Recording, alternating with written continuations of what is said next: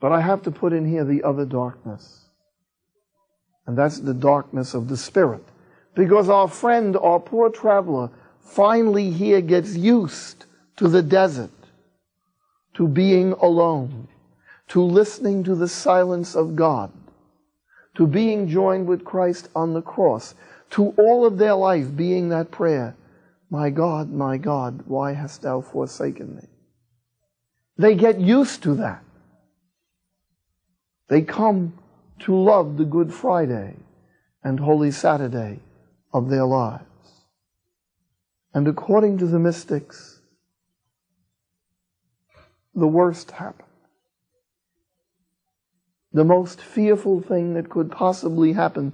But fortunately, by this time, they're dead to fear. They've lost it all. One of the Anglican writers says they're like a man who came into the room and found a dead body on the floor and said, oh, that's me. Please move the body over to the side. Thank you. They don't care anymore. Because what happens here is not that God disappears, but the person starts to disappear.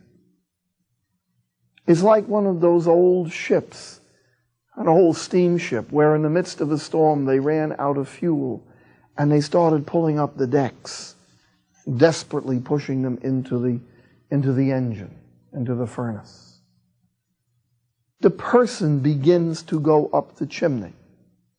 The person begins to disappear.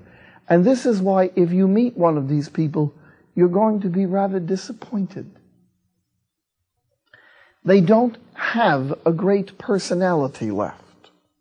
Some of the people in the middle of the journey have great personalities. They're freed from a lot of their defenses and their fears. They've been freed from a lot of things that hold other people back. They're not so repressed. Somebody has said the difference between the pious and the genuinely spiritual is that the genuinely spiritual are interesting and the pious are dull. But when you get to this end of things, and I've met these people, there's no one there. It's mysterious. And it's so mysterious that when you're talking to them, you get the oddest feeling that they no longer wear a mask, that their personality is gone, that you are dealing simply with a person. And most of the things that make personalities interesting are their weaknesses, their pathologies, their oddities. But this person, when you're talking to them, they're beyond all of that, and they talk directly to your soul. Oh, don't ever invite St. John of the Cross to your birthday party. You'll be bored to death. They work all the time. They have little or no needs. They're like angels. The ordinary things that would bother you and me, it doesn't bother them. They have nothing to lose. They are no longer personalities. They are persons. You know the difference between a personality and a person? A person is made by God, created in the first moment of human existence, created utterly individually. There'll never be another person like them. They are known to God. He gives them their real name, which they will never hear in this world. And they are unique, and insofar as they can be absolute, they are absolute to Him. They have half of eternity.